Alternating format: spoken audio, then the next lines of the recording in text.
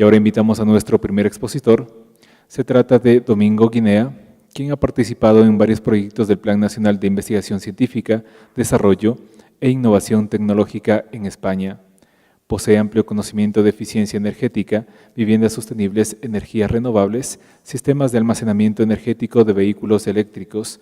También ha participado de publicaciones, documentos científicos, técnicos y artículos de divulgación a nivel internacional. Ahora Domingo Guinea nos acompaña con el tema la situación actual y alternativas posibles para el transporte. Domingo, bienvenido. Espero que no me despiste con el micrófono como ayer y me puedan escuchar. En principio, gracias de nuevo, sobre todo a los que repiten, eso tiene mucho mérito, estar aquí otra vez, para soportarnos durante un rato esta mañana. Ayer, ¿qué es lo que nos quedábamos? En el planteamiento de que hay la energía hoy o durante los últimos 2 siglos, energía de combustibles fósiles, ha propiciado un desarrollo en población como no ha habido nunca y un desarrollo de la economía y, por tanto, del conocimiento, de la forma de vida de la gente. Y nos enfrentamos a un pico de esa energía en el petróleo, porque realmente la producción ha empezado ya a disminuir, y del carbón, porque está afectando directamente al medio ambiente y no podemos seguir consumiendo, ¿verdad? Ni, por supuesto, sustituir al petróleo. Y luego, realmente hay un cambio en la forma de vida, la necesidad de un cambio en la forma de usar esa energía para poder, pues seguir los 7.000 millones sobre el planeta y, además, si es posible, no perder calidad de vida, sino mantenerla y, si podemos, aguantarla. Ayer planteábamos como ejemplo los edificios, que parece ser que el sol, especialmente en determinadas zonas donde el sol es grande, el altiplano andino es uno de los lugares más soleados del mundo, es suficientemente abundante como para darnos una alternativa. Y esto, la verdad es que no hay casi nadie que lo diga. Es que es muy caro, es que es muy difícil, es que no hay tecnología desarrollada. Lo que intentamos ayer empezar a ver es que eso hoy es falso. Hace 10 años era cierto, hoy no. Y hoy nos toca abordar el punto de vista del transporte. Probablemente no podemos seguir haciendo los edificios o haciendo el transporte como lo estamos haciendo. Probablemente no, es seguro. ¿Verdad? Estamos agotando, estamos contaminando, estamos mal utilizando y disminuyendo la calidad de vida de una forma absolutamente insostenible. Lo primero, planteábamos, es que estamos aprovechando muy mal la energía que tenemos, ¿verdad? El panorama en España es que aproximadamente un sexto proviene de energías renovables, fundamentalmente eólica y una parte pequeña fotovoltaica, menor. Y tenemos 5 sextos que es de energía no renovable, convencional. Petróleo, que no tenemos, hay que importarlo. Carbón, que prácticamente es importante todo, y gas natural, igual todo importado. Bueno, esto entra dentro de la red de distribución, la red eléctrica, y ¿el resultado qué es? Que tenemos un 84% de pérdidas. Alguien me decía en una charla, ese despilfarro lo hará usted, porque yo en mi casa no. Vamos a ver, si no somos cada uno de nosotros, es el esquema. Y en el momento que lo metemos en una máquina térmica, pues tenemos el rendimiento que tiene la máquina térmica, ¿verdad? Que nos da Carnot, que nos da foco frío, foco caliente. Como no podemos estar trabajando en foco caliente a 4.000 grados, no sé si por aquí hay ingenieros o físicos, si es que es una limitación que es inherente a la tecnología y además estamos haciendo las cosas muy mal. Estamos haciendo las cosas pues como en el siglo XIX o a principios del siglo XX. Se supone que los recursos son infinitos, que vamos a tenerlos para siempre y que podemos desperdiciar, ¿verdad?, todo lo que nos parezca, porque siempre vendrá más. Bueno, pues no. Esto mismo que nos sucede en las redes de distribución convencionales es que además, ahora mismo, con la tecnología actual, más del 50% de esas pérdidas podrían ser recuperables, simplemente cambiando un poco, adaptando la tecnología.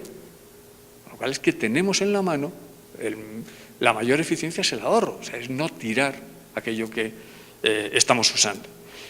En el transporte nos pasa aproximadamente lo mismo.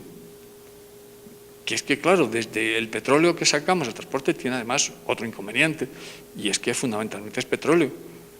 Y del petróleo que obtenemos del pozo, pues al que realmente mueve el vehículo, pues hay una relación al menos de 5:1. Estamos tirando 5 veces más de lo que usamos.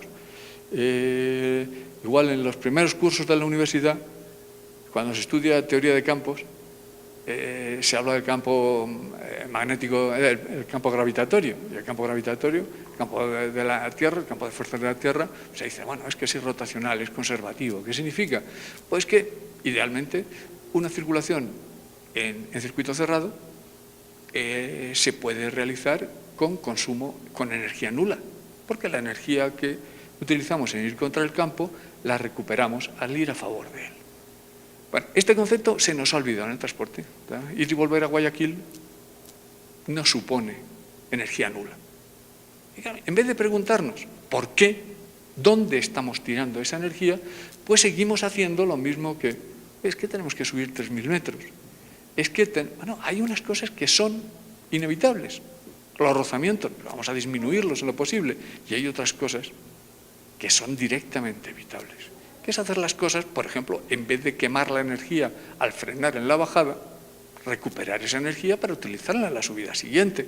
Estos conceptos que se utilizan en los ascensores, se utilizan en la industria, se utilizan en todos los tiempos, pues directamente los obviamos, los tiramos. Bueno, claro, lamentablemente esta forma de hacer es la que seguimos en todo y seguimos en el parque de vehículos ligeros.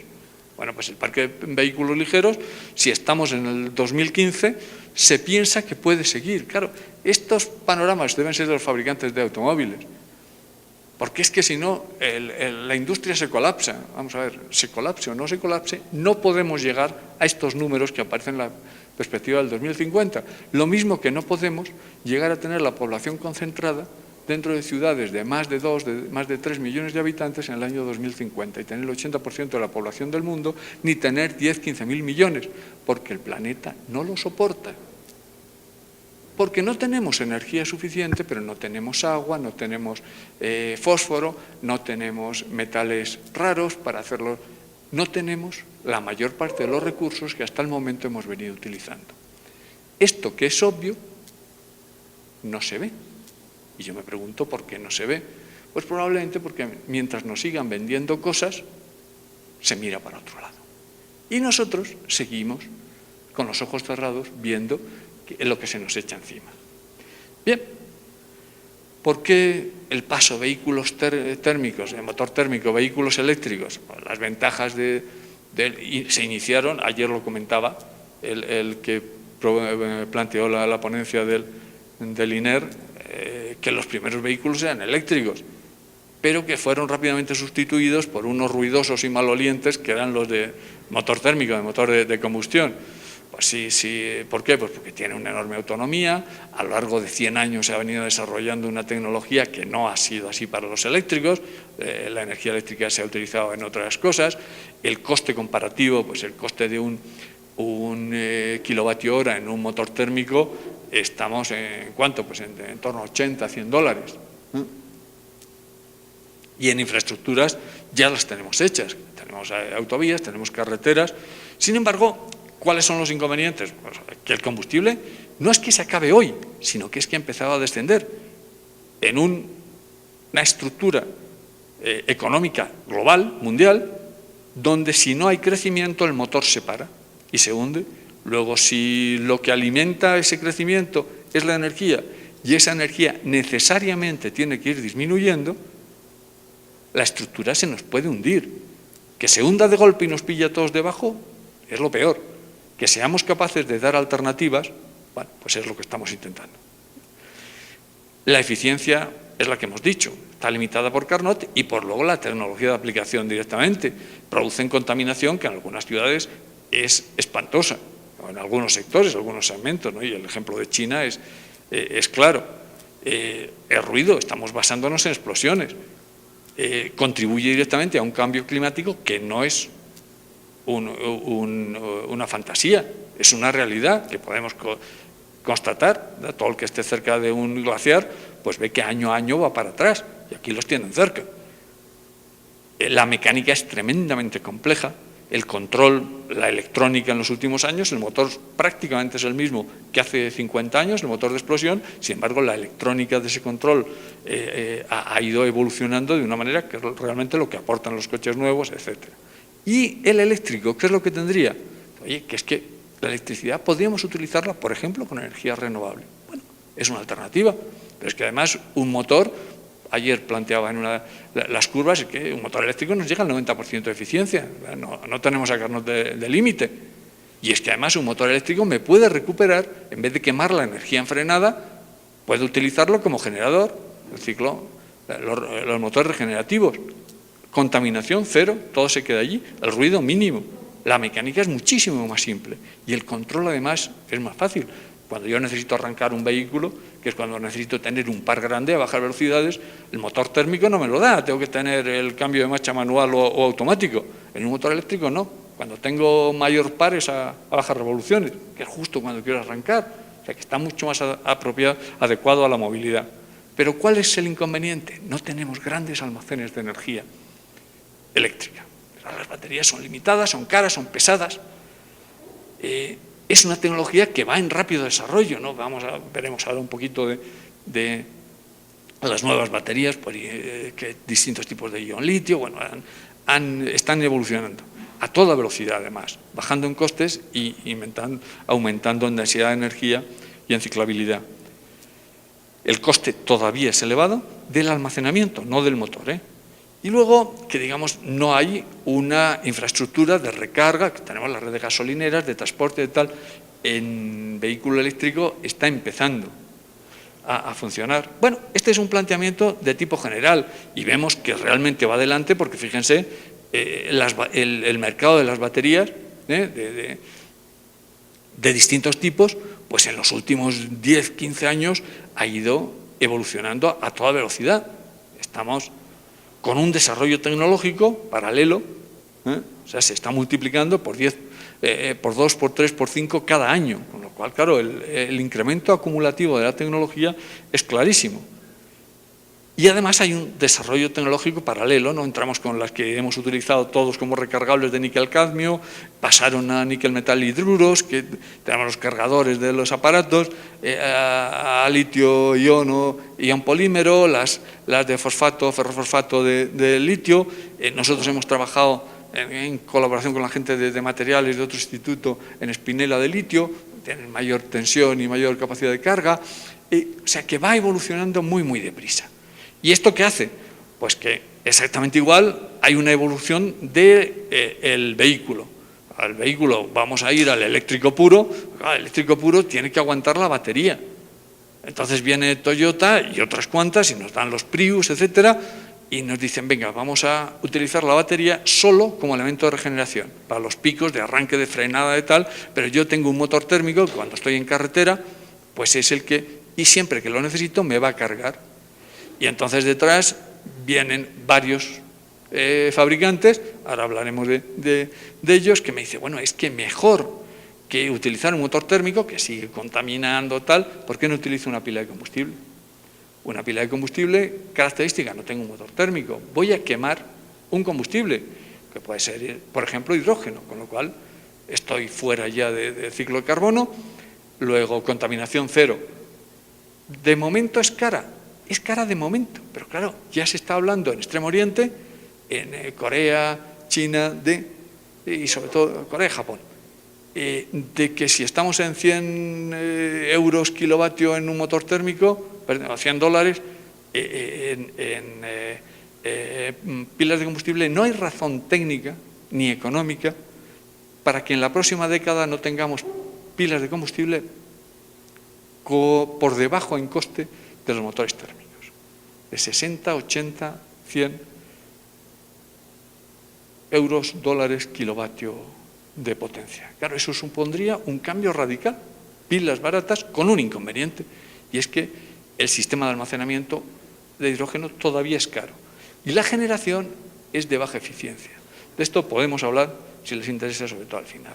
Ya tenemos, a pesar de estos inconvenientes, pues el Clarity, ¿no?, de Honda, porque dice, bueno, es que ya son autonomía, 4 kilos, 400 kilómetros de autonomía, presión de tanques de fibra de vidrio, de fibra de carbono aluminio, presiones muy altas, porque es la manera de poder llevar, ¿verdad?, una cantidad razonable de hidrógeno, en torno a 700 bares, la distribución sería a presiones en torno a 1000 bares, y ya hay un compromiso internacional para ir generando hidrogeneras.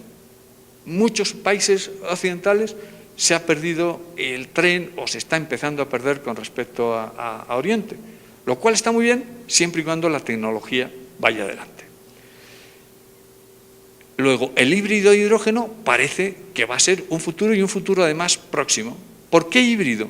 Pues porque en las experiencias que se ha hecho, el introducir directamente la potencia de la pila de combustible al motor eléctrico, ¿no?, a tracción, a la energía necesaria, la potencia necesaria para mover el vehículo, tiene un problema, y es que entonces el rango dinámico que se va a exigir a la pila, las fluctuaciones de potencia en el tiempo son muy elevadas, son las frenadas, son las aceleraciones, en un tráfico urbano es tremendo.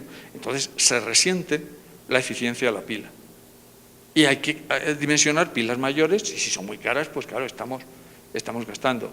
Por esto, el hibridar, ponemos una batería intermedia, un esquema, esta es la que nos aguanta, ¿verdad?, las fluctuaciones del tráfico, y lo que hacemos es cargar continuamente esta batería mediante la pila en un régimen cuasi estacionario.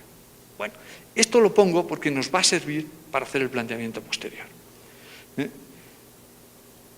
¿Cuál es el problema? Que es una tecnología frontera, y que como tal tecnología frontera, pasa lo mismo que cuando uno si quiere un buen aparato de audio para escuchar música, bueno, cuesta tanto, pero si lo quiere un poquito mejor que el bueno, ya le cuesta 10 veces más. Pues esto nos está pasando con este tipo de tecnologías, que si queremos un vehículo bueno de gasolina nos cuesta tanto, pero si ya empezamos a un eléctrico, tanto, y si ya vamos a un híbrido de gasolina, oye, que es que además ni siquiera nos venden las baterías, y es que las tenemos que alquilar a la fábrica, y si ya queremos un híbrido de pila de combustible, bueno, se nos dispara. ¿Qué es lo que estamos viendo en este momento? Lo que estamos viendo es que la tecnología no tiene nada claro. A ver, esto sí. O sea, que lo que tenemos es cada fabricante, es que se acaba, y se acaba el petróleo convencional, se acaba lo barato. ¿Y qué es lo que estamos? Pues sálvese quien pueda. Cada fabricante, cada aportador de nuevas energías, oye, que yo tengo hidroeléctrica, oye, que yo tengo eólica, oye, que yo tengo maremotriz, oye, que yo tengo... Todas tienen que aportar. Yo tengo biomasa, yo tengo tal. Y los motores, la tracción de los vehículos, tienen que estar apropiadas a la disponibilidad. Vamos a tener una mezcla de todo lo que podamos conseguir en un precio competitivo. Claro, esto está desbarajustando a los grandes fabricantes, porque es que lo que nos dan es una carcasa, y dentro ¿qué ponen? Porque según la latitud, según la producción, según los recursos que tenga cada usuario, va a tener que tener un vehículo casi distinto. Y esto está sucediendo en los vehículos, digamos, pequeños, autónomos, pero algo muy parecido está sucediendo en el gran transporte que ayer se comentó, urbano, interurbano, que es decir, bueno, ha habido inversiones enormes, ¿verdad?, por ejemplo, en tren. Hace no mucho, después de un viaje a Sevilla, me miraba el tren en que había viajado. Y claro, era un tren que podían tener 200 y pico pasajeros, quizá alguno más, pero no muchos más. Y tenía 2 locomotoras. Es muy difícil un tren dar la vuelta. Una en cabeza y otra en cola. Cada locomotora pesa 290 toneladas. Luego ya tenemos casi 600 toneladas. Más luego los vagones, pues estamos hablando de que tenemos que mover unas 1000 toneladas para llevar unos pocos cientos de viajeros. Pero es que además el consumo para llegar a 300, 350 kilómetros por hora, pues es que estamos entre 5 y 10 megavatios. Esos 5 y 10 megavatios que consume la locomotora hay que transferirlos a través de una catenaria, de un contacto deslizante.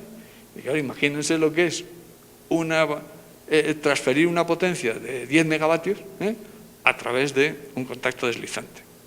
Bueno, no es fácil. ¿Qué significa? Una enorme regularidad y un enorme esfuerzo de mantenimiento. Mantenimiento que lo ponemos en viaducto, se nos dispara el coste. Lo ponemos sobre losa, tenemos que hormigonar, el coste es muy alto. Vamos a hacer el balasto, vamos a hacer el funcionamiento normal de los trenes. Pero claro, entonces tenemos que reconformar el balasto cada pocos días, cada 2 o 3 días. Están las grandes batidoras que llaman, ¿no?, que lo que nos hacen es volver a... Esto implica un esfuerzo tremendo simplemente para mantener, ¿verdad?, esa catenaria en una posición con respecto a la vía y, por tanto, con un tren que pasa muy deprisa y que requiere una enorme cantidad de energía. Un problema más, el tren, ¿verdad?, entre el Mar Rojo y la Meca y Medina, que se está construyendo en Arabia Saudí. El problema es que, claro, en una zona habitada con mucho consumo, pues bueno, yo tengo que ir pasando a tensión de catenaria la tensión de distribución a 220.000 a 400.000 voltios. Entonces, ese paso me implica una serie de subestaciones que me van a hacer la transformación y que no me llegan más allá de 15 kilómetros, 20 kilómetros. Claro, imagínense, en 2 trenes que se cruzan, yo tengo que, para un instante de paso, meter una subestación que me transforme 10 más 10, 20 megavatios, y van a ser utilizados durante unos pocos segundos al día. El coste de infraestructura es brutal y el uso que se está haciendo de esa infraestructura es mínimo. Pero bueno, son fondos del Estado, todo lo aguanta, ¿verdad? Y sobre todo no hay ese sentido común de decir, es que tenemos recursos limitados y tenemos que utilizarlos bien. Bueno, si es Arabia Saudita y tiene mucho petróleo, vaya, por Dios. ¿Esto qué es lo que nos hace? Que nos cuesten mucho. ¿Y qué es lo que cuesta? Pues la línea de alta velocidad, la última o la penúltima, hecha en España, pues estamos hablando en torno a 20 millones de euros kilómetros, en la Madrid-Valladolid, en los túneles. Y en los túneles de 2 tubos, pues ahí ya vamos a 33 millones de euros kilómetro, vamos, casi 40 millones de dólares. Y los viaductos, que claro, tenemos otro problema, y es que con un rozamiento acero a acero entre el raíl y la rueda de acero del vehículo, primero, para que no haya vibraciones, la línea tiene que estar perfecta, tanto la rueda como el raíl. Pero es que el rozamiento acero a acero, es muy bajito. Estamos en las pendientes que nos decían ayer. O sea, estamos en unas pendientes como mucho el 2%. Y si vamos a determinadas circunstancias, menos. Claro, el 2% ¿qué implica? Construir túneles, construir viaductos, implica una infraestructura enormemente cara, que no tiene las carreteras. La carretera es asfalto, goma, caucho, y yo subo y bajo, pues es verdad, y si tengo valor, subo unas pendientes tremendas. Mientras no me dé la vuelta del auto, la rueda aguanta. En un tren no. En un tren, me decían el otro día, la nariz del diablo, el ministro de Industria, la nariz del diablo, en Ambato, ¿no?, que tiene que ir hacia adelante y hacia atrás, hacia la derecha y hacia la izquierda, claro, precisamente para evitar el este. Esto nos implica una carestía tremenda. Y entonces ahí tenemos que además hay que meter túneles de emergencia, una superestructura muy, muy grande, con lo cual estamos hablando de, ¿cuánto hablamos? Pues las líneas de alta velocidad, pues tenemos unos cuantos, pues hablan por aquí, por ejemplo, la variante de Pajares en la Cordillera Norte de España, pues 60 millones de euros kilómetro. Seguimos el Orense-Pontevedra, otra línea que se está haciendo ahora, pues son de 2008, 35,7 millones de euros kilómetro. El Segovia-Valladolid, esto es más plano, pues 21. En función de la orografía del terreno, vamos 21, 19, Córdoba-Málaga, planito. O relativamente, el salto, hay un valle por el que se puede pasar. Zaragoza, frontera francesa, este ha salido barato, solo 16 millones de euros kilómetro, son casi 20 millones de dólares cada kilómetro, es que es un dinero, o sea, es unos cuantos sueldos para la gente que no tiene trabajo. En fin, en Alemania tenemos lo mismo, o sea, si empezamos a ver números, esto se lo voy a dejar y pueden mirar, pero vamos, lo tienen en internet prácticamente todo. en informes que son accesibles directamente, pero estamos prácticamente en los mismos números. En Francia, exactamente igual. Estamos pues en torno a 30, hay algunos que se disparan en costes, pero entre 20 y 30 millones de euros kilómetros es una cosa. Tenemos alguno un poco más baratito, de 16 el último, 18, tal. Los franceses suelen hacer las cosas con mucho. Miren este de Italia, pues también estamos en entornos muy altos, y los suizos, de 200 kilómetros, pues también tienen. Bueno, lo importante es que también tienen una vida útil limitada precisamente por la complejidad. Son sistemas complejos, son sistemas precisos que requieren un mantenimiento muy elevado, ¿no? Y la durabilidad, los periodos de amortización de cada uno de los segmentos o los sectores o subsistemas, pues desde la plataforma, que es muy grande, que una línea. Los de Estados Unidos pues utilizaron las plataformas que tenían para las antiguas líneas férreas para hacer autopistas. Ahora se están arrepintiendo, están volviendo pero en fin, toda la superestructura, todo lo que pongamos encima, de la vía, las catenarias, luego la señalización es también una carga importante, pero ya es relativamente pequeña en comparación con lo otro. La catenaria pues tiene 20 años, y luego hay que rehacer los puntos de contacto, los puntos de rozamiento cada poco, y hay toda una maquinaria en la cual trabajamos también hace unos años, y las cuales es la que va tensando, sustituyendo los cables antiguos por cables nuevos, bueno, etc. Bueno, aquí no me meto, pero lo que está claro es que hemos llegado hasta aquí. Esto es cuando éramos ricos, cuando teníamos energía, cuando teníamos hierro, cuando podíamos meter cantidades ingentes de hormigón y de cemento. Ya no los tenemos, y sobre todo no los tendremos, o serán carísimos, porque tenemos 1.300 millones de chinos y 1.000 millones de indios y 100 millones de indonesios y pam, diciendo yo quiero energía, y no hay más que lo que hay. Luego, ¿qué alternativa? Pues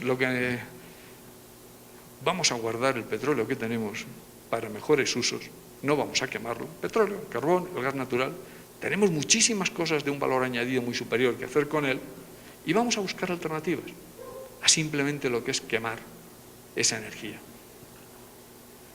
Y lo primero que tenemos que decir es, bueno, si no sacamos la energía de aquí, ayer veíamos, ¿verdad?, en 150 años de desarrollo tecnológico hemos quemado 1.500 millones de años de acumulación solar en la vida, como combustibles fósiles. Casi mejor, sí, muchas gracias. Yo creo que se ve mejor. Luego, tenemos que ver qué es lo que realmente nos dura a la escala de la humanidad, a la escala de la existencia, no del individuo, ni siquiera una civilización, sino de lo que puede aguantar la humanidad en la Tierra.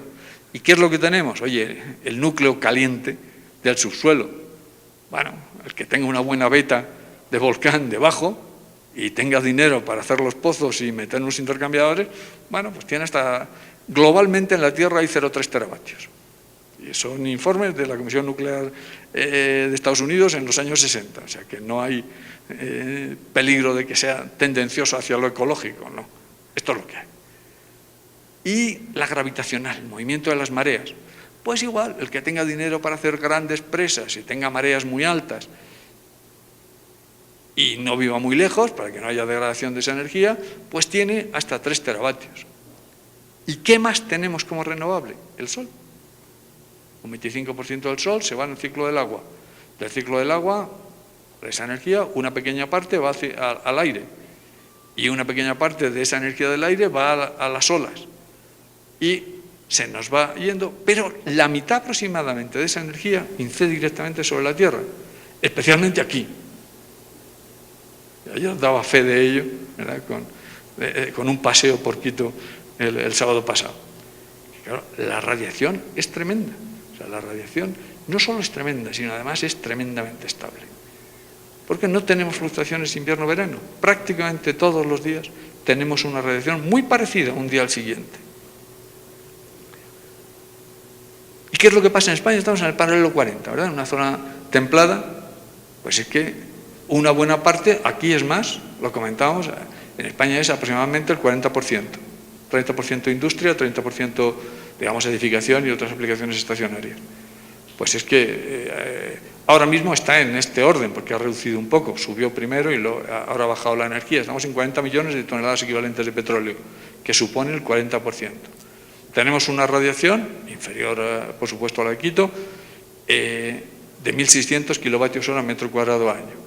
Vemos que la red viaria, pues la red viaria en España, pues España es un poco menos del doble de la superficie de Ecuador, pues tiene 500.000 kilómetros cuadrados y aproximadamente 1,2 kilómetros lineales de red de vía férrea o de carretera por cada kilómetro cuadrado. Vamos a suponer un ancho, digamos, de vía de unos 10 metros, que es las habrá más pequeñas, las hay muchas más grandes, y entonces calculamos cuántos metros cuadrados tenemos en esos 600.000 metros lineales o kilómetros de vía de 10 metros de ancho y a 1.600 kilovatios hora metro cuadrado. Hacemos la multiplicación y vemos la energía que llevamos. Y resulta que con esa ineficiencia de los motores térmicos, de los motores que ahora recibimos directamente sobre la red viaria, que no se puede utilizar para cultivar, para nada, solo está para que pase el vehículo encima, se recibe 20 veces más de la energía que actualmente se consume. La cantidad de energía es ingente. Claro, esto lo comparamos con Ecuador, en el cual la radiación no es de 1.600, sino es de 2.000, 2.200, en algunos puntos 2.400, y la cantidad de energía es muchísimo mayor. Con lo cual, ¿qué estamos haciendo? ¿Cómo se puede aprovechar? El mapa de radiación. Claro, si este planteamiento se hace pues para Laponia o para Siberia, ahí lo tienen un poco más duro, porque la radiación es muy bajita y muy concentrada durante los meses de verano. Acá, en España, pues bueno, tenemos un invierno y un verano que casi tenemos una radiación de 2 a 1, quizá un poquito más de 2,5 a 1. Pero acá tiene una radiación prácticamente igual durante todos los días del año. Bueno, puede haber alguno que esté más nublado y tengan difusa en vez de directa y haya una... Pero lo que estamos hablando es de promedios. Y además promedios que se mantienen aquí tremendamente estables a lo largo de todo el año. Bueno, ¿cómo utilizar esa energía para mover un vehículo? ¿Qué es lo que vemos que se hace, que se ha hecho por el mundo? Hay un concurso en Estados Unidos, en Australia, que se hacen cochecillos como sellos de correos, planitos, y bueno, encima se ponen los paneles solares y hay una carrera. Venga, se les pone por el desierto y claro, siempre es el más pequeñito del equipo el que sube y solo pueden funcionar de día, porque como metan baterías aquello ya no marcha. Claro, el vehículo es chiquitito en relación con toda la energía y desde luego con toda la que está recibiendo la carretera. Entonces, si ponemos en un vehículo comercial como ese que tienen a la izquierda abajo, normal, unos paneles solares es que no sirven ni para encender los faros, cuanto menos para moverlo. O sea, la cantidad de energía que recibe es ridícula. Y entonces hay quien dice, bueno, la energía solar no puede mover los vehículos. Vamos a pensarlo 2 veces. Vale, no nos vale de esta forma. Venga, los Estados Unidos, que hacen todo lo grande. Oye, que tenemos muchas autovías, vamos a cubrir las autovías de paneles fotovoltaicos. Bueno, pues es una forma. No llueve dentro y además recojo el sol que está encima de la autovía y los pongo a la sombra. Pero claro, lo que no puedo hacer es meter a la derecha, utilizar los mismos vehículos que estoy utilizando ahora. Venga, ahora pongo la cubierta, además pongo vehículos de gasolina dentro, o pongo vehículos de baterías. Tengo los mismos problemas y estoy moviendo 2.000 kilos para mover un pasajero. Es que no tiene sentido. Porque, bueno, pues en vez de poner encima de la autovía, la puedo poner encima de un campo de fútbol. Y el resultado es el mismo. Lo meto a la red y se ha acabado. No van por ahí los tiros, ¿verdad?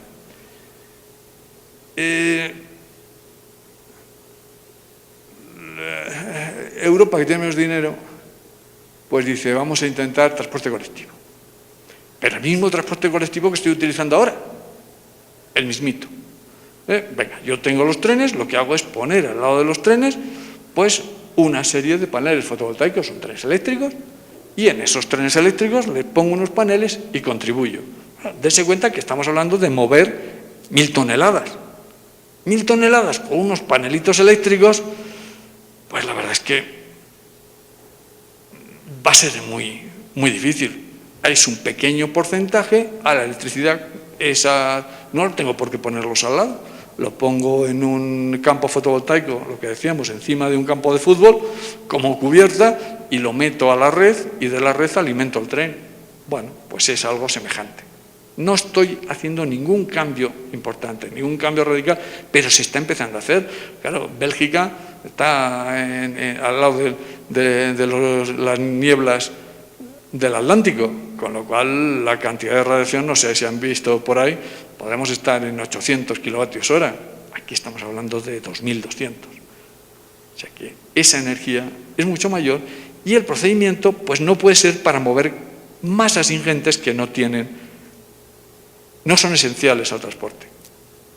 Y lo mismo podemos hablar, pues en el París-Ámsterdam se está cubriendo de fotovoltaica, o de una manera más avanzada y con más sentido en el desierto de Arizona no está construido, es una propuesta, bueno, pues lo que vamos a hacer es un tren rápido en el cual toda la cubierta sea fotovoltaica, pero vuelve a ser un tren convencional, eléctrico, que yo alimento parcialmente desde el sol que está recibiendo.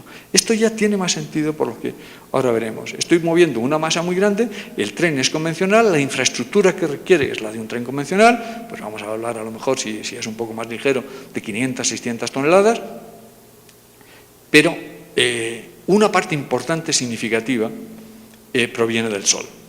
¿Qué es lo que realmente plantean tanto los fabricantes de trenes como los fabricantes de automóviles, como lo demás yo plantea la gente? Yo tengo un sistema de transporte, ese sistema de transporte cada vez va a ser más limpio, más eficiente, más inteligente, le voy a poner más ordenadores, tal, pero va a seguir siendo el mismo. Y no podemos pensar que a lo mejor podría ser un poco diferente.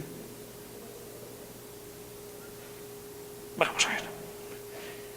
Diferente es, por ejemplo, la levitación magnética. ¿Qué significa? Pues que tengo un conjunto de electroimanes que al mismo tiempo que me impulsan, me soportan. ¿Cuál es el problema? Que claro, si yo tengo un tren de estas características, de un peso muy elevado, y tengo que soportar mediante corrientes eléctricas, pues a que me generan el campo magnético, el consumo es muy, muy grande. Y los electroimanes para soportar físicamente toda la carga del tren es muy elevada. Que además ese soporte no lo recupero. Yo puedo recuperar el esfuerzo que hago al acelerar en la frenada, pero no tengo pérdidas completas en el esfuerzo que hago en soportar el tren. Luego, los problemas, los veremos a continuación, han hecho que esto por caro y por consumo de electricidad se vaya reduciendo. Planteamiento. Tenemos un conjunto de vehículos de muchos tipos. ¿Cuál es la diferencia, el diferente entre todos ellos? ¿Cuál es el vehículo distinto? Conceptualmente distinto.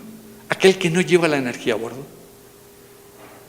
¿Cuál de todos no lleva la energía a bordo? Pues está muy claro. El velero. El velero lleva la energía afuera. Porque yo no quiero transportar un motor, yo no quiero transportar un depósito de combustible, no quiero ni siquiera transportar las ruedas. Yo quiero transportar unas mercancías o unos pasajeros y algo que los proteja del entorno. Todo lo demás es energía perdida. Y como veíamos, en un tren o en un coche normal es una relación de 50 a 1, de 10 a 1, con mucho de 6 o 7 a 1. ¿Cuánto es en una bicicleta? ¿Cuánto pesa una bicicleta? ¿15, 20 kilos? Quizá menos. ¿Cuánto pesa el que va encima de ella? ¿60, 70, 80 kilos? Y la bicicleta funciona perfectamente. Y tiene unos mecanismos de tracción, y tiene ruedas, y tiene tal. Bueno, esta relación, en cuanto que empecemos a meter un transporte pesado, cada vez la estructura tiene que ser más pesada, tenemos que empezar a meter motores, a meter depósitos de energía de cualquier tipo, especialmente si son baterías, ya se nos dispara el peso. Es casi la mitad del peso global del vehículo. Es grandísimo. Y ya tenemos un problema de que estamos moviendo cosas que no nos sirven para nada. En un velero esto no pasa. Pero, claro, no es solo un velero. En un tranvía tampoco pasa. Parcialmente al menos, porque la energía la tenemos fuera. El motor sí va dentro, las ruedas sí son pesadas, pero la energía la tenemos fuera. ¿Cuál es el problema? Por lo que veíamos de los trenes eléctricos, de que hay que transportar una enorme cantidad de energía, transferírsela al vehículo. Y esto implica unas exigencias de precisión, de tal, que me encarecen muchísimo. Pero claro, convencionalmente tenemos, ¿verdad?, en el estómago del caballo o en la locomotora, ¿verdad?, en el tándem de la locomotora detrás o en el depósito del automóvil, tenemos ahí la energía. Hay otras alternativas. Entonces, de esas alternativas vamos a ir viendo cada una de las cosas que podemos sacar fuera. Por ejemplo, podemos sacar fuera, en el de arriba tenemos las ruedas de acero, la sustentación del vehículo. Las tenemos pegadas, cada rueda son varios cientos de kilos, muchos cientos de kilos. Pero sin embargo es una tecnología muy desarrollada. Claro, es un peso enorme añadido que tenemos que mover.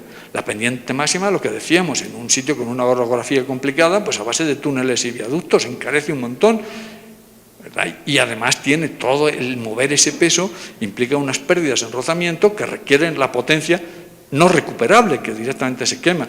Alternativa a la levitación magnética, oye, esto no roza, va volando encima de la vía, pero claro, la energía que necesitamos ahora es para soportar aquello. Y los costes de instalación tenemos que meter pegados unos a otros, unos electroimanes inmensos que me aguanten el vehículo. Y entonces nos planteamos, hace como 6 años, decir, ¿qué es lo que se está empleando, ¿verdad?, a bajo coste? Pues los que no tienen dinero, ¿qué emplean para levantar cargas? Y nos encontramos pues con cosas muy curiosas, por ahí por el mundo. Bueno, los monorraíles de muy distinto tipo. Y especialmente, que es además muy reciente, este es posterior a las patentes nuestras, que es el Hyperloop, del amigo que ha hecho el coche eléctrico Tesla, de Estados Unidos. Es un estudio, no lo tiene todavía, pero claro, es un par de tubos de vacío accionados directamente por la electricidad que incide sobre la cubierta, con lo cual se habla de velocidades altísimas, porque no hay rozamiento, no hay fricción con el aire, hay un guiado electromagnético del este. O sea, es un proyecto que implica una inversión muy grande, y es la crítica que tiene, a velocidades muy altas, ¿no? Elon Musk. Tiene críticas, sí, pero es viable. En principio no hay nada que contradiga la viabilidad del sistema. Mirándolo con las gafas de andar por casa. Vamos a ver, no queremos competir en tecnología. Eso que llaman la tecnología intermedia. Algo que podamos abordar y que no compita con la NASA, ni en coste, ni en tener a 2.000 ingenieros trabajando en un tema. Algo que podamos abordar directamente. Pues vamos a fijarnos en lo imprescindible. Lo que les decía, lo primero, no tengo límite teórico. La ida y la vuelta puedo llegar a la energía cero. Vamos a evitar las pérdidas. ¿Y qué es lo que necesito? Oye, necesito primero pasar la energía que tenga a energía de movimiento del vehículo. Transformarla para que aquello marche. Evitar rozamientos. Aguantar el vehículo. Si tengo una parte móvil sobre otra que está fija, pues tengo que tener algo que la relacione y que no vaya arrastrando por encima, ¿no? Que el rozamiento sea mínimo.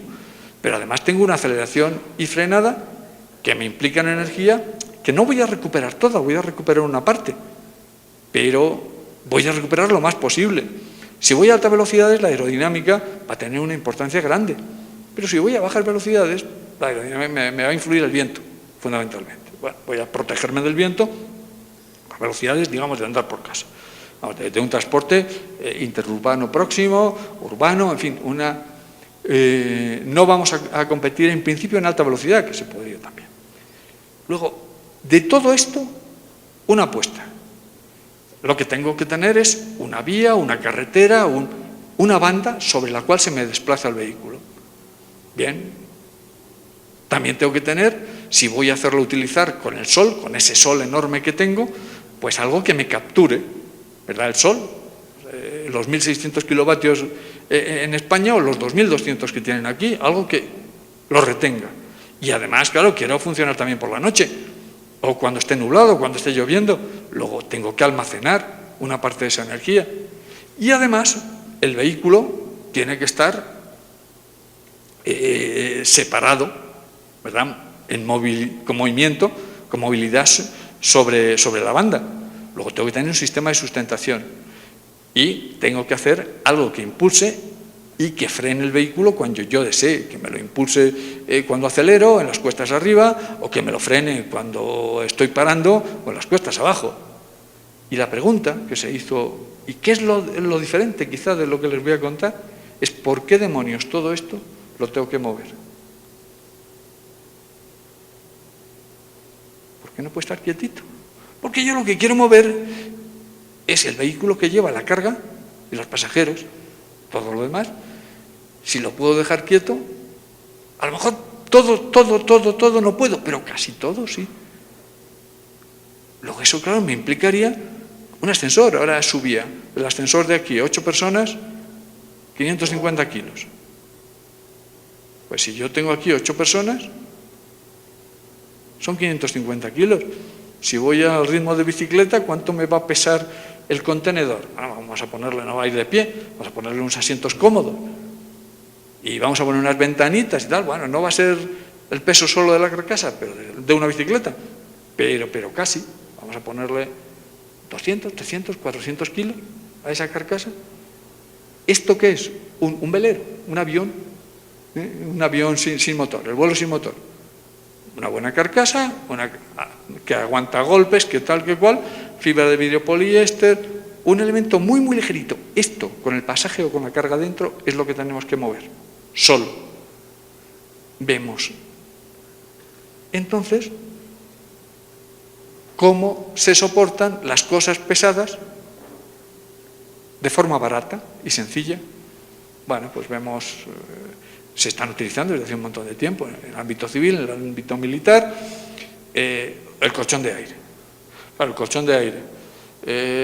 Ahora verán, se plantea, bueno, pues ayer hablábamos de 8 o 10 pasajeros por metro cuadrado. No, vamos a darles a los pasajeros un trato confortable, porque es que además nos interesa, ¿verdad? 2 metros cuadrados por pasajero. Un buen asiento, tal, 2 metros cuadrados por pasajero. ¿Qué implica? Ponemos 100, 150 kilos, 200 kilos, todo el vehículo más, muy ligerito, más el pasajero, será mucho menos. Pero es que esto me implica que voy a tener por metro cuadrado de carga 70 kilos, metro cuadrado. Y entonces en una sustentación neumática, un forjado ligero, el de un piso, el que estamos pisando, ahora, ¿qué nos aguanta? 300 kilos metro cuadrado. ¿Con qué presión soportamos aquello? ¿Verdad? Pues 300 kilos entre 10.000 y 100 por 100 centímetros, que me implica 3 centésimas de bar. Si voy a 100 kilos metro cuadrado, 200 kilos por pasajero, estamos hablando de 1 centésima de bar. ¿Cuánto dan ustedes soplando por un tubo? La variación de temperatura debida al sol no sol es al menos de 40 grados sobre la propia superficie. Solo la dilatación, la presión que se alcanza en una cámara cerrada por la variación de sol en el día nos da en torno a 600, 700, 800 milibares, o sea, 0,8, 0,9 bares. Con lo cual nos podría soportar solo las variaciones de temperatura sobre la superficie, nos podría soportar cargas muy superiores a las que estamos tratando. Solo eso, es el sol, directo sobre esa superficie. ¿Qué necesitamos? Un sistema de gestión de esas pequeñas variaciones de presión. Es un ejemplo, claro. Vamos al paso siguiente, pero es que además de soportarlo, tenemos que acelerarlo, tenemos que frenarlo. ¿Y qué es lo que te encuentras por ahí? Y esto también es posterior a nuestra propuesta. Un motor de imán permanente. Yo tengo una serie de bobinas, hago una electrónica que me van dando pulsitos, de tal manera que un imán permanente que me gira puede ser también un motor de inducción, con una serie de espiras, pero el imán quizás se ve mejor, me va a hacer rotar y mi problema es un motor brushless, es ir dando atrayendo a la bobina hacia la que va, los polos del imán, y repeliéndolas con aquella que ya ha pasado. Con lo cual tenemos un esfuerzo continuo. Si ese bobinado lo abrimos, tenemos un motor lineal, que es el que aparece en la figura. Este que también utilizan los trenes de levitación magnética. Pero claro, aquí, si ya lo tenemos, el sistema levitando sobre una pequeña cámara puede ser también sobre engranajes de bicicleta, que son ligeritos y nos aguantan perfectamente los 100 kilos, o 50 kilos por eje. No tenemos que complicarnos con la levitación. Lo fundamental es que un elemento ligero es muy fácilmente, y este motor lineal lo que nos hace es, durante el tiempo de paso, que son unas décimas de milisegundo, del imán frente a las bobinas, la bobina da un impulso y acelera o frena. Si está acelerando, gasta energía; si está frenando, está recabando energía. Bueno, pues ya hay prototipos de motores de vehículos sobre motor lineal. Siguen siendo vehículos casi convencionales, con lo cual tienen enormes motores. Oye, el concepto de ser pobre y utilizar la bicicleta no está bien visto, con lo cual hay que revestir, ¿verdad?, de trenes de gran empaque o de infraestructuras de gran empaque. Es que tenemos toda la industria aeronáutica que está trabajando con estos conceptos, de que necesariamente tiene que ser ligera. Aquí tenemos una posibilidad de hacer envolventes absolutamente ligeras, y en este caso con motores lineales, ¿no? Esto es una de 2007, ¿no? Una noticia de Japón de 2007. Bueno, luego ya vamos a tenerlo. Oye, si tenemos una banda y queremos capturar, podemos unir las dos cosas, podemos no unirlas. Tenemos ejemplos de las dos. Un panel fotovoltaico. Hace 6 años teníamos 6 eurosvatio. Ahora tenemos pues unos céntimos de eurovatio. 30 o 40 céntimos de eurovatio. De tal manera que con vidrio templado estaríamos pues, por debajo de $50 metro cuadrado. ¿Tenemos que almacenar? ¿Qué tenemos para almacenar la energía solar? Día, noche, pues unas baterías. La sustentación, podemos hacerla con rodamientos ligeros, pero también podemos hacerla neumática, evitando esos rozamientos. Y el impulso y frenado, un motor lineal. Y eso nos permite hacer los vehículos ultraligeros. En esquema, ¿cuál sería? Tan sencillo como esto. Si tenemos un panel, ese panel lo volcamos a la batería sobre estabilizador, y luego un supercondensador, son muy baratos y están generalizados, que son los que me den los picos de potencia de aceleración o me retengan, ¿verdad?, con sistemas de conmutación, que estamos hablando en conmutación electrónica de nanosegundos, o por debajo de nanosegundo. Aquí estamos hablando de décimas de milisegundo. La conmutación aquí la tenemos controlada. Luego tenemos impulso, tenemos frenada. ¿Podemos sofisticar? Sí, nos interesa. Porque claro, vamos a tener excedentes, o en determinados casos vamos a requerir energía de, digamos, mayor estabilidad. Y esto además también es por el trabajo que llevamos haciendo muchos años, que es decir, podemos meter un soporte con energía de una densidad mayor y una estabilidad mayor, más fácilmente de almacenar que lo que es la propia batería. Puedo tener tanques de hidrógeno, con lo cual yo estoy generando con los excedentes eléctricos, estoy generando hidrógeno, estamos utilizando a través de material orgánico, residuos orgánicos. Estos excedentes los acumulo, los llevo por una canalización, por una red pegada al mismo, y voy equilibrando. En los sitios donde hay exceso de generación me está acumulando tanto energía eléctrica como hidrógeno, y en los sitios donde hay demanda, en principio utilizo las baterías, pero las baterías pueden ser de nuevo recargadas a través de la pila. ¿Qué ventaja tengo? Pues que la eficiencia puede ser muy alta. Y es una tecnología además que se está abaratando prácticamente como la fotovoltaica, que voy a disponer de ella. El concepto básico pues es una fuente renovable, una electrólisis, puede ser directamente de agua, la eficiencia se queda limitada, o puede ser de materia orgánica, residuos orgánicos, la eficiencia sube y estoy limpiando el agua. Comentábamos ayer muy brevemente, esto lo puedo meter en un conducto, no tiene que ser, las potencias veremos que son pequeñas, pero las puedo acumular localmente y tengo una red distribuida. La pila local lo que me hace es hacer la aportación, puede ser pequeña, y son elementos que tenemos en la mano. Digamos, esta línea es la que estamos viendo.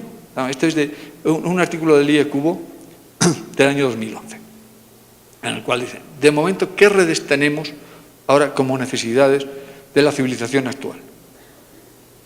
Pues tenemos que transportar pasajeros y mercancías. Tenemos que transportar energía, que la energía puede ser eléctrica o puede ser como combustible. Y tenemos que transportar información. Todo el mundo, aquí tiene el telefonillo, tiene la internet, tiene las redes, tenemos que transportar datos. Hasta el momento, cada cual está haciendo la guerra por su cuenta.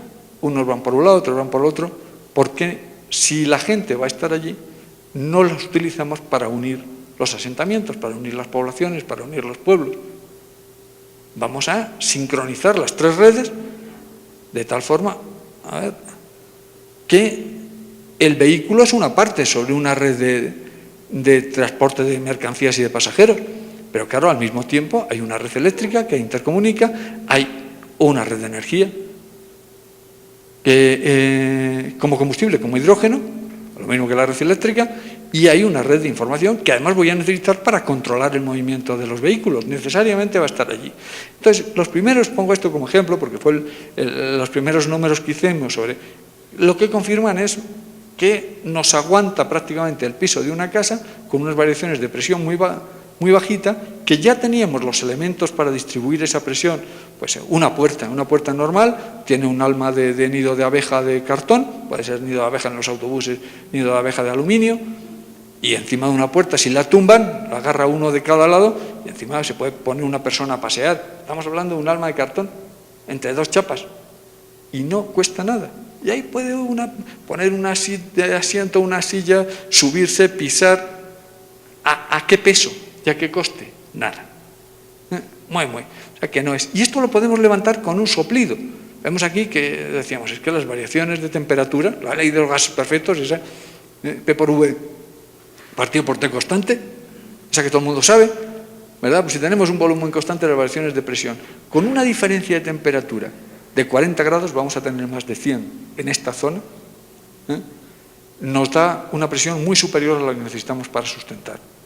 Y la parte fotovoltaica, estos son unos números de otro ejemplo, es como he desarrollado un ejemplo más próximo con los datos de aquí a continuación, pues no me entretengo en comentárselo. Pero esto lo que me permite es un sistema muy ligero, en donde directamente tenemos el motor lineal en el medio, ahí lo tienen, unos vidrios fotovoltaicos a derecha e izquierda y una carga que están sobredimensionados ahí los pilares, porque pueden ser mucho más ligeritos. Bueno, pues sobre esto, ¿qué es lo que ponemos? Esa plancha, digamos, esa puerta o esa plancha de nido de abeja que soporte y el motor lineal en el medio. Y dentro de esa carcasa, pues ponemos unos asientos y donde van a ir los pasajeros o la carga. Luego no es tanto un problema de dinero, de tecnología, como es cuestión de cambiar, ¿verdad?, el procedimiento convencional de movernos. Claro, puede ser un transporte mínimo. Bueno, si yo voy a tener una densidad de tráfico ligerita, pues es que directamente están con las medidas de los paneles estándar que estamos utilizando, que ahora los verán, que son 63 centímetros de ancho. Pues si tengo 63 centímetros, directamente me da para poner pues, 2 personas, claro, pero es que 2 personas, estamos hablando globalmente de 250 kilos, 300 kilos. Entonces puedo soportarlas sobre unas columnas que sean un tubo con una espuma de poliuretano o con una espuma de hormigón, o unas cargas de compresión muy bajitas. Claro, ¿esto qué nos da? Pues una necesidad de infraestructura bajísima, una perturbación ambiental nula, ¿verdad? No estoy rompiendo el paisaje,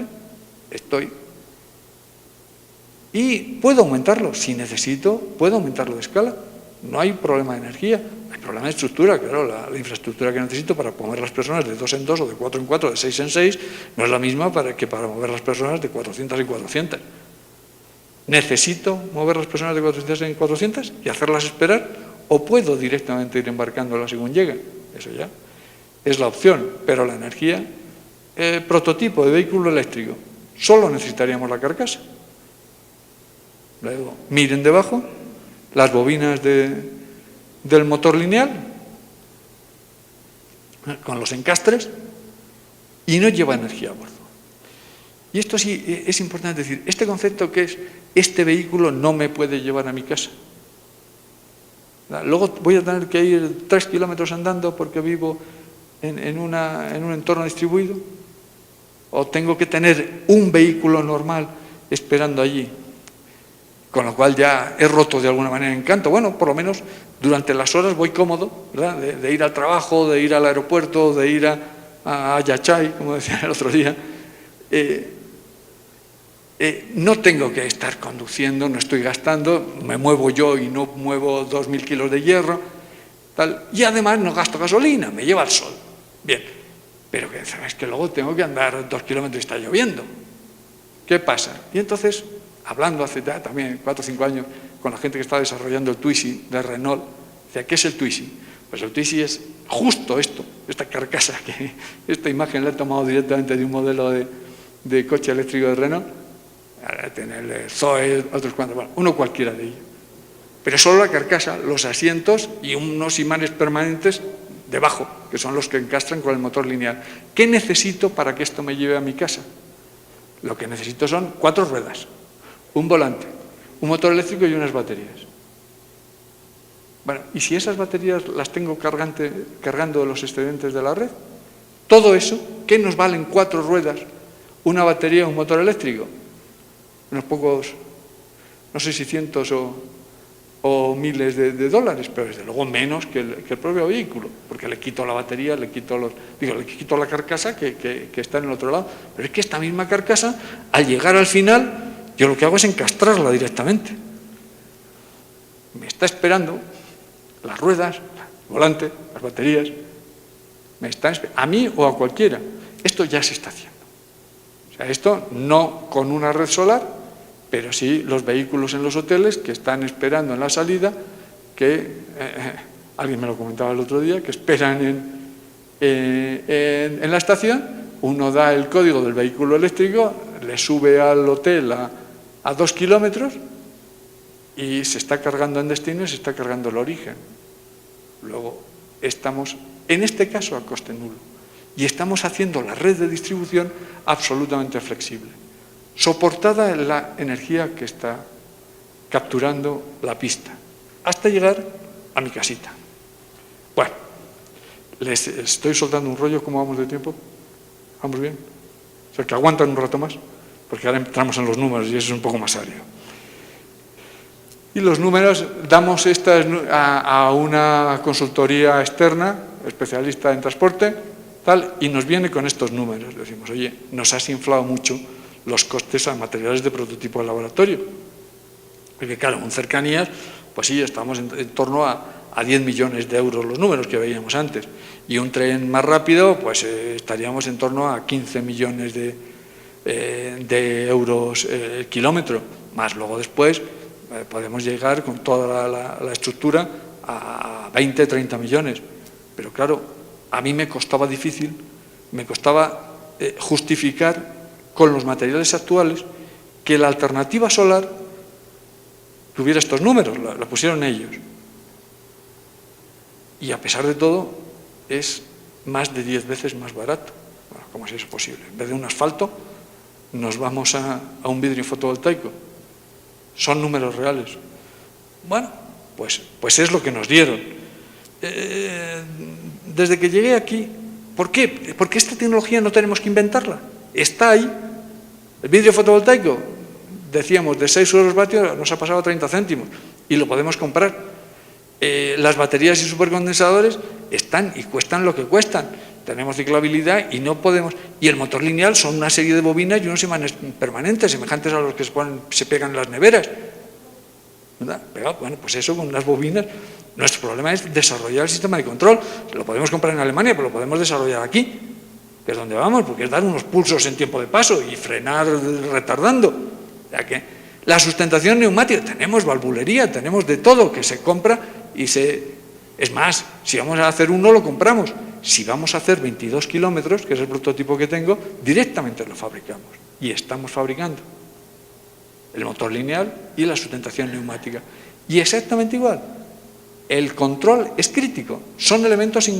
En cada momento tenemos que saber en qué punto preciso está el vehículo.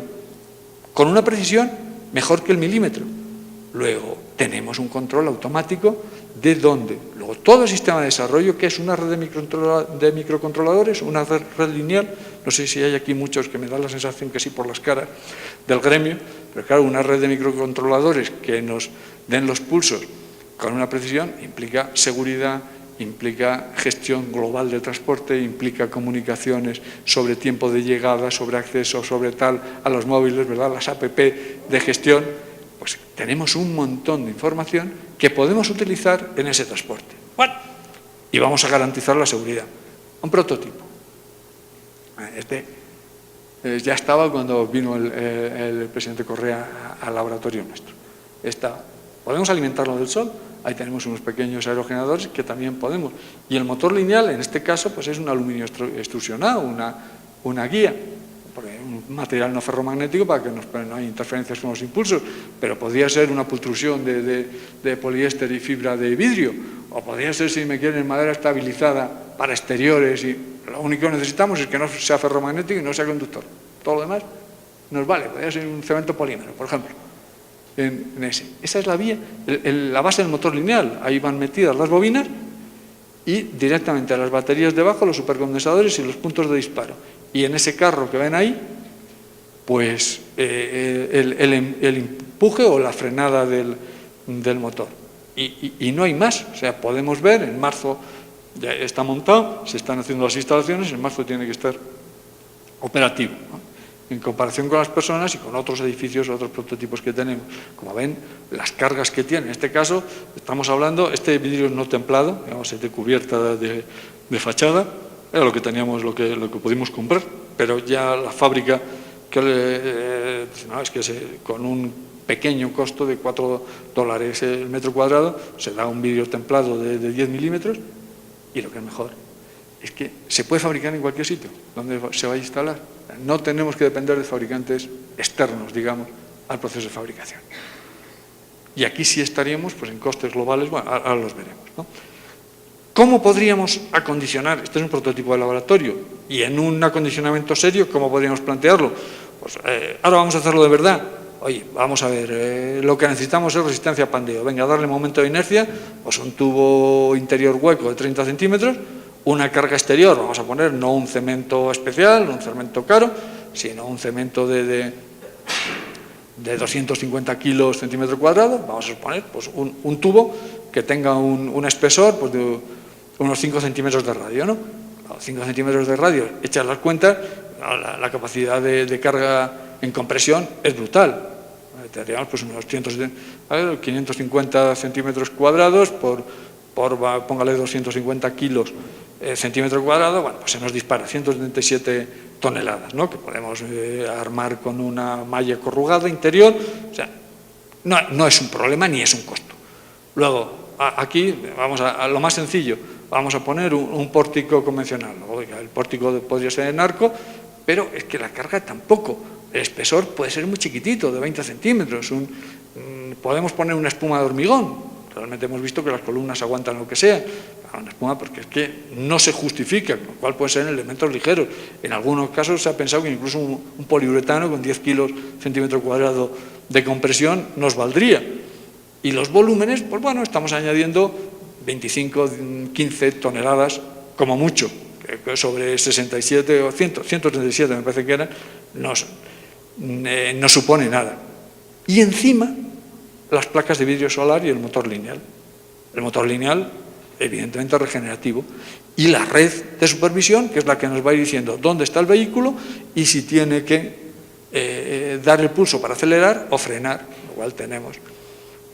Con un peso aproximado de 100 kilos por metro lineal, que serían unos 200 kilos por metro lineal, que es muy superior a lo necesario. Vamos a poner, por ejemplo, luego tenemos otros. Un ejemplo de 6 pasajeros. Una plataforma en nido de abeja, lo que decíamos, una puerta, una base de autobús, cualquier cosa ligerita, la conducción sería automática y vamos a hablar, por ejemplo, de velocidades de 44 kilómetros hora. Pues con 6 plazas y 1,5 la carga global podría estar tirando muy por arriba en torno a los 1000 kilos. Vamos a hacer los números con 1000 kilos para que tal. Bueno, la estructura, pero si cada pilar nos puede aguantar, vamos, entre pilar y pilar, no todo el pórtico, nos aguantaría unas 137 toneladas, pues los pesos son ridículos. El hablar de mover por encima de él 1.000 kilos o poner 2.500 kilos de camino solar más toda la infraestructura, pues bueno, como verán, está muy sobredimensionado. Podemos hacerlo con toda tranquilidad. Ahora bien, ¿cuánta energía capturamos? Entonces ya aquí nos quedamos. Son paneles de los que estamos utilizando de silicio amorfo. Son los menos eficientes, ¿verdad? Vamos al monocristalino un 16%, pero sin embargo tiene una ventaja y es que es muy sensible a la difusa. Digamos, los días nublados también nos dan una buena aportación a la luz difusa. ¿Una eficiencia? Vamos a poner un 8%. Radiación aquí, 2.200 kilovatios hora metro cuadrado, año. Luego, claro, multiplicamos sobre un trayecto de 22 kilómetros, tendríamos 2 metros de subida, 1 metro a cada lado del motor lineal, y 2 metros de bajada. Pues serían 44 kilómetros. Claro, serían 44.000 metros cuadrados, serían 4 kilómetros por la distancia. Claro, es que es una burrada. Es que es un montón, me parece, o me he equivocado, o son más. Son 88, a ver, serían 22. No, es el doble. O sea, esto es por trayecto. Esto es no los dos, sino solo uno. Efectivamente. Son 22. Este es uno solo el trayecto de subida o el de bajada. ¿No? El de ida o el de vuelta. Si es por trayecto, en este caso. Claro, la energía disponible, multipliquen esos 2.200 por los 44.000 metros cuadrados de trayecto por la eficiencia del 8%, y estamos que la energía anual disponible es esa. O sea, son 7.744 gigavatios hora. Que si la ponemos a un coste, que yo no sé, allí la tenemos a 26 céntimos de euro. Acá son más afortunados y le podemos tener a 10 céntimos de dólar. Bueno, vamos a ponerla a coste de 10 céntimos de dólar, porque claro, se supone que son de producción anual eléctrica en torno a 774 millones. Solo esto. Bueno, ¿qué podemos hacer con esto? Ahora estamos hablando de que los trenes están consumiendo megavatios, esto es a lo largo de todo el año, si son 5 o 10 megavatios, si son muchas horas de transporte y tal, bueno, a lo mejor es que no llega a mover el transporte. Vamos a ver pasajeros, ¿cuántos podría mover? Decimos, oye, no queremos sobrecargar la estructura, venga, si tenemos 22 cada 25, una columna cada 25 metros, pues tendríamos que tener por kilómetro, pues 25 por 4 son, a ver, son 100, bueno, en total, claro, serían en torno a 250 pórticos por kilómetro, que si multiplicamos en un recorrido total de 22 kilómetros, allí ya he estado dormido cuando hice los números, pero veo que milagrosamente han salido medio bien. Tendríamos una posibilidad máxima de 5.500 vehículos, que si son de 6 pasajeros, como los que hemos visto antes, pues es que son 33.000 pasajeros los que estamos moviendo solo en subida en cada momento. Claro, ¿por qué pongo 66.000? Porque son 33.000 potencialmente subiendo y 33.000 potencialmente bajando. Si suponemos que operan durante 20 horas al día, tendríamos una capacidad máxima de transporte con el sistema de 1.320.000 pasajeros. Bueno, no, jamás vamos a utilizar esto. O sea, tenemos que buscar a la gente para que se empiece a mover con aquello. Bueno, pero nos dice que el este. Claro, y entonces ahora vemos una estimación de demanda. Bueno, sabemos aproximadamente la energía que podemos tener. ¿Y ahora cuánto vamos a utilizar? Claro, ¿en qué vamos a necesitar energía? Fundamentalmente en 4 aspectos. Aquí, las pendientes son elevadas. Oye, la energía potencial es importante. Y entonces vemos que si, por ejemplo, entre el principio y el final del aeropuerto aquí, tenemos 400 metros de desnivel, esto nos va a gastar en la subida. Y el retorno de bajada no va a ser completo. Vamos a poner un motor eléctrico, recuperación eléctrica, pues como las turbinas en el salto, en torno al 80%. Esto va a ser más fácil porque es eléctrico, no interviene el agua intermedia. Vamos a poner un 80% de recuperación. Y lo mismo vamos a tener en aceleración y frenada. Oye, aceleramos, pero cuando frenamos recuperamos solo una parte de la energía. Pongamos también en torno al 80%, con una velocidad que digamos que aceleramos hasta 60 km por hora para tener una velocidad media pues de 40 a 50 km por hora. Vamos a dejar el rozamiento vehicular porque nos va a depender mucho del diseño que hagamos, sobre qué vamos a soportar. Vamos a ayudar con la levitación neumática, va a ser pura rodadura, va a ser un elemento ligero, con lo cual luego estimamos aproximadamente. Lo que pasa es que a estas velocidades la penetración aerodinámica sí puede ser cero. Viendo lo que recuperamos pues, por vehículo, pues el trabajo en ascenso de cada vehículo de 1 tonelada será en torno a 4 megajulios, pues 1,1 kWh. La aceleración, el trabajo de aceleración en comparación es muy pequeñito, o sea, sobre todo vamos a necesitar energía en las cuestas, la aceleración baja en relación. Pero claro, el trabajo de subida sí lo recuperamos, el de aceleración en la bajada no recuperamos el de la subida. O sea, es un trabajo, son unas pérdidas comparativas que las vamos a tener que multiplicar por el número de paradas. O sea, en descenso pues recuperamos el 88 kilovatios hora de lo que hemos gastado en subir, pero sin embargo en deceleración de cada parada en la subida es lo mismo que vamos a perder también en la bajada. Bueno, luego en este caso la demanda neta sería lo que vamos a perder en subida, 1,1 menos 0,88, más 2 veces la aceleración y frenada de la parada arriba y la parada abajo. Si ponemos paradas intermedias, pues tendríamos que multiplicar, más la energía de rozamiento. Claro, esto nos implica 0,25 en una primera estimación, kilovatios hora, más la energía de rozamiento. Les estoy dando un rollo, pero es que es importante que los números, entre otras cosas, he venido para que se discutan, ¿no? ¿Dónde nos estamos equivocando? Claro, la energía generada por día pues es la energía global, promedio, que es la que nos dan los datos meteorológicos, dividida aproximadamente aquí, allí es menos, por 365. Luego tendríamos cada día en torno a 21.000 kilovatios hora, 21 megavatios. Bueno, no está mal, pero ya son números más discretos, ¿no? 21 megavatios, claro. Y dividimos entre el número de vehículos y es que nos salen una posibilidad de 84.000 con la energía recibida. Nos sale una posibilidad de 84.000, 85.000 trayectos completos, o sea, ida y vuelta al día. Y por tanto, más de 1 millón de pasajeros con esa energía que recibe. Caramba. Imaginemos que tenemos un rozamiento semejante al que perdemos en las subidas, las pérdidas en subidas más las pérdidas en aceleración frenada. Un rozamiento que puede ser, que es bastante mayor al de una bicicleta, bastante mayor. Pues es que solo con la radiación solar, en este caso podríamos transportar en torno a 500.000 de pasajeros día. ¿Y cuánto cuesta? Números, infraestructura, van a ser hormigón ligero, tal, vamos a poner $1.000 por 2 columnas y un arco que soporte con unos travesaños. En materiales, claro, si se fabrican en serie, todos estos números probablemente bajarán. El vidrio fotovoltaico, si es posible, construido localmente. Estos son números también muy inflados, porque me salía la mitad, pero bueno, he duplicado. Entonces estaríamos en torno a 50 euros metro cuadrado. Y recuerdo que tenemos 50 metros cuadrados, 50 dólares. Entonces, a ver, 50 por 50, sí, pues está bien, está ajustado a los números.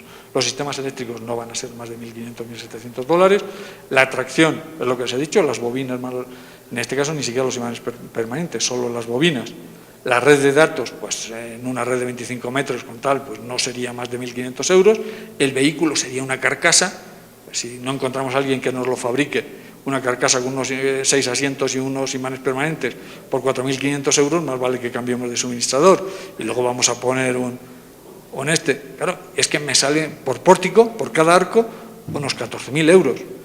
Por kilómetro no llegan a 600.000. Y globalmente, en trayectos de ida y vuelta, serían 26 millones de euros la trayectoria completa. Bueno, de 22 kilómetros. En comparación con las otras cosas, bueno, ¿por qué la gente no lo ha empezado a hacer así? Porque está empeñada en meter trenes. Y lo que hace falta es meter mercancías y meter pasajeros. Hasta el momento hemos metido pasajeros. Y muy brevemente, vamos a decir, pero es que la fotovoltaica puede ser más. Y si es más y la electricidad sube, estamos amortizando el transporte y el mantenimiento con la energía generada. Luego vamos a hacer que los pasajeros vayan gratis. Alguien lo sugería ayer también. Luego, si ponemos elevado, no he puesto los arcos de sustentación, pero son obvios, ¿verdad? Si ponemos elevado, podemos duplicar. En este caso tiene la superficie de la vía, pero multiplicada por 2, con lo cual tendríamos el doble de la superficie de captura.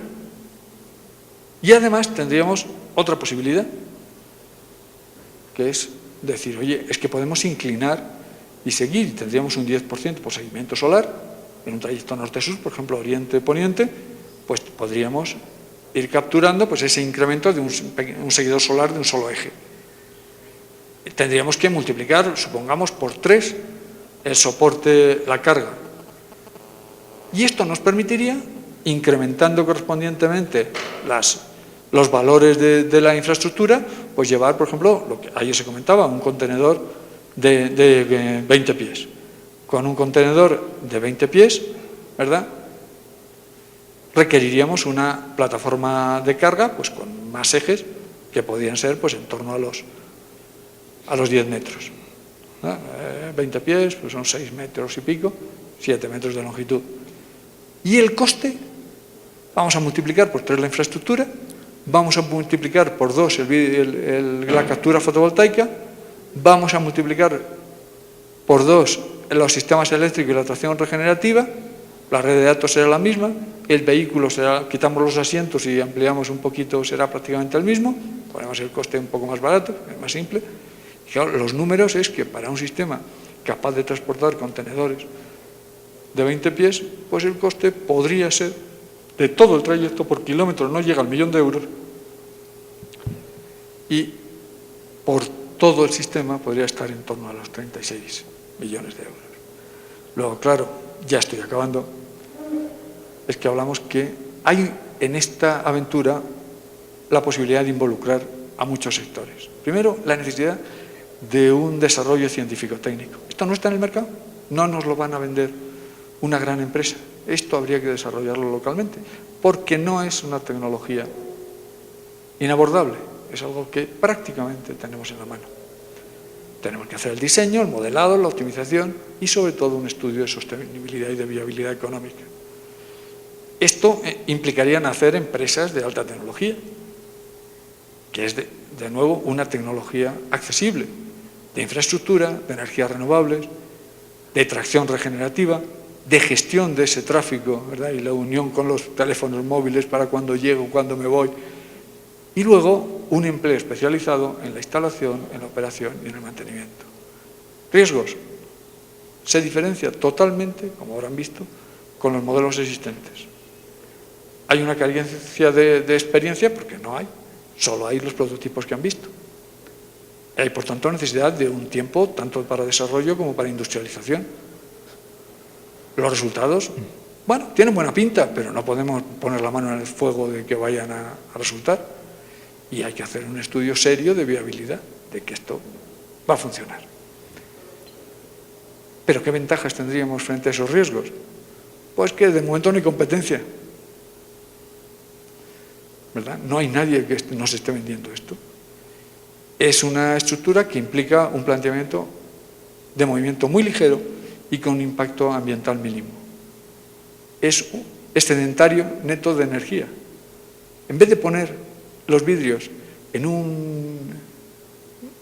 una granja fotovoltaica, ¿verdad?, en un sistema donde se inyecta en red tal, no, vamos a almacenar, capturar, almacenar y usar directamente en cada metro cuadrado.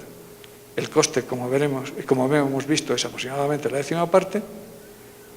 Las tecnologías, todas ellas son accesibles e industrialmente probadas.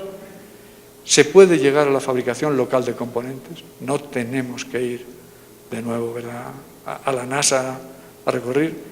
Y podría ser una iniciativa pionera que tuviera, digamos, como ejemplo de cómo se pueden hacer las cosas con un poco más de sentido común.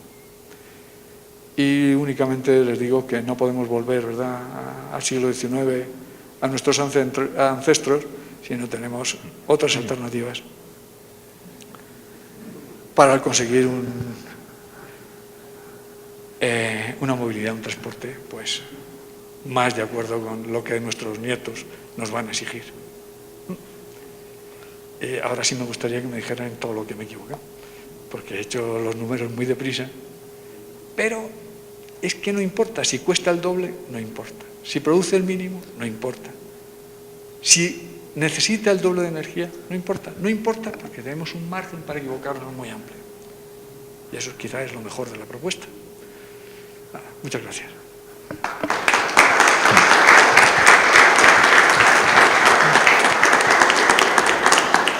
Muchas gracias, Domingo. Tal vez tienen alguna inquietud para nuestro expositor internacional.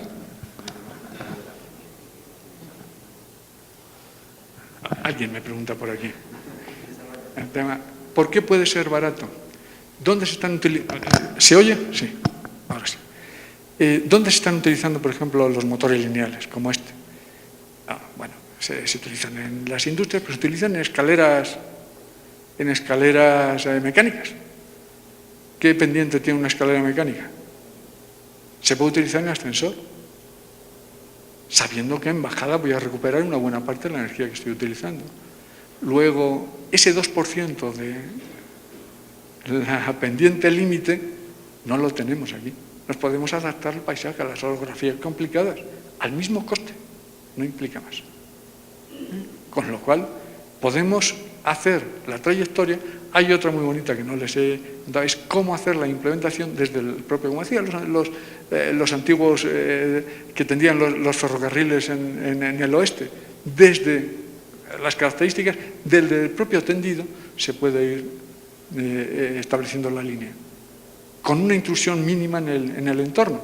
Prácticamente no es preciso una infraestructura de una cimentación grande. ¿Por qué? Pues porque estamos hablando de pilares de 30 centímetros entre 30 y 40 centímetros de espesor y cargas pues, de unas pocas toneladas globalmente, unos pocos cientos de kilos metro cuadrado, con lo cual las pendientes no son un problema, los túneles no son un problema, los viaductos, gracias a eso, pues digamos los costes pueden mantenerse razonables. Vaya, bien, gracias por la pregunta. Mi pregunta es, ¿cómo podríamos capacitar personal para finalmente diseñar y luego ya poder construir? O sea, usted nos dice que puede ser utilizado tecnología ecuatoriana. Entonces, ¿cómo podríamos hacer? O sea, ¿tiene usted ya un proceso tal vez en el que nosotros ya podríamos implementar todo este sistema que usted nos está diciendo? En la visita del presidente al laboratorio, lo que se planteó y se entregó a CENERTIT es precisamente qué es lo que tenemos. Hasta el momento, financiación propia. Verán los prototipos que han visto. Hemos dado un pequeño paso. Somos pocos y hay una ingente tarea de ingeniería a desarrollar. Luego, ¿qué tienen? Está el INER, el Politécnico, Yachay, con unas condiciones excelentes. No se trata de especular, sino se trata de generar las empresas. Acá y con una utilidad, con un retorno inmediato. En transporte, a lo mejor propio inicialmente, y en una exportación en un segundo lugar. Y entonces tienen personal formado más que suficiente para trabajar como socios en esta aventura, con una ventaja: sus condiciones meteorológicas son infinitamente mejores que las nuestras, y las nuestras no son malas. Vendérselo a los siberianos iba a ser un poco difícil, pero vendérselo a los de Perú o a los de Colombia lo tenemos muy facilito.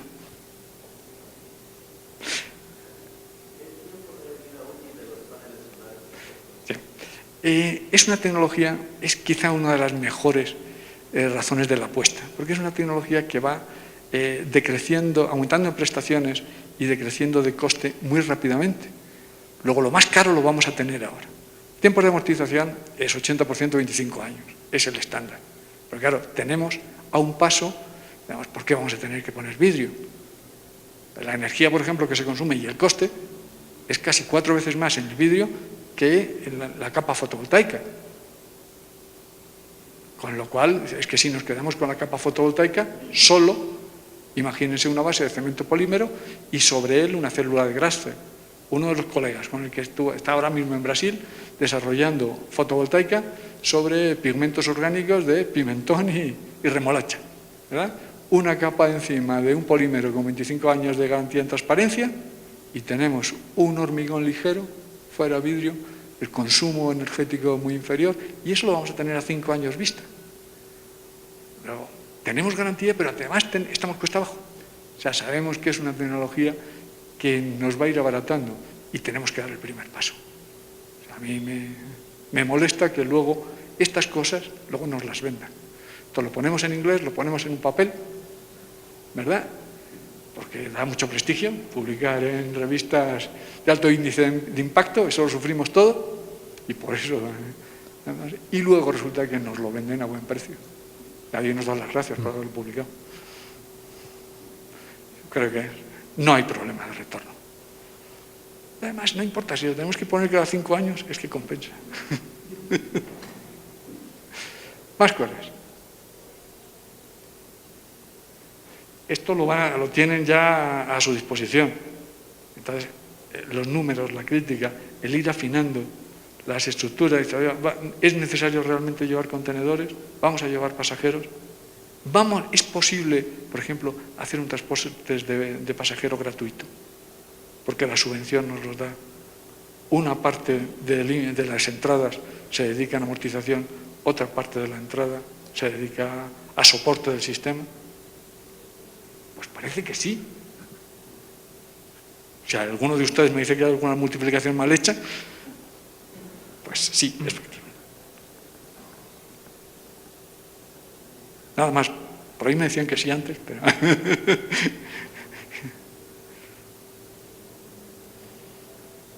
Bueno, tienen la dirección, probablemente la dirección del correo, que no le he puesto en la presentación, si hay alguna duda.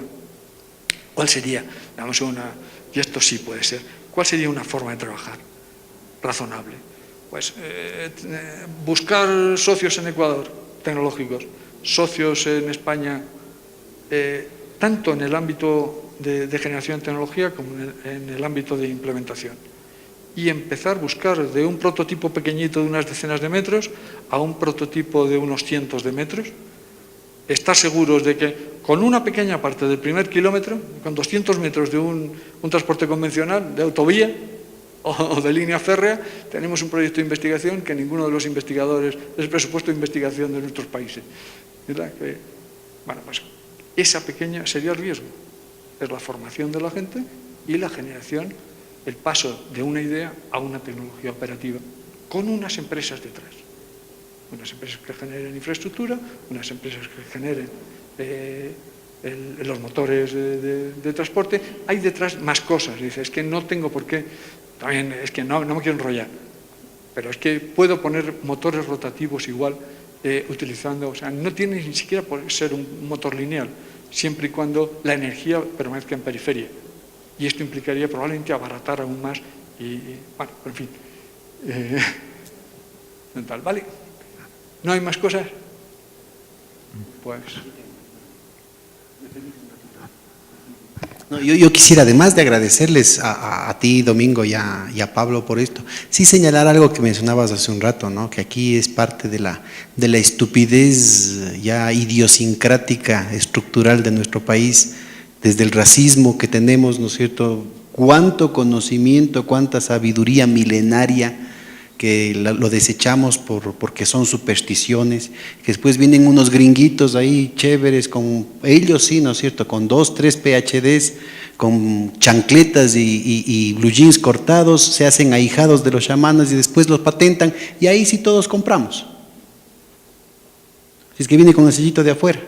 Yo creo que la misma asistencia, yo sé que la presencia de ustedes no solamente que es muy valiosa, muchos son los llamados y pocos los escogidos, pero las mismas sillas vacías muestran un poco la forma como se valoran las cosas, ¿no? En un esfuerzo. Nosotros hemos hecho con este 36, con el que hicimos ahora en la Universidad Central, que por cierto nos tocó traer, fíjense, acá de los 36 talleres, 5 o 6 lo hemos hecho aquí en la Politécnica, y lastimosamente con este tipo de respuestas, ¿no? En la Universidad Central tuvimos que traer sillas de afuera y se quedaron gente afuera que está viendo a través de circuito cerrado. Y son temas que no me digan que no son relevantes.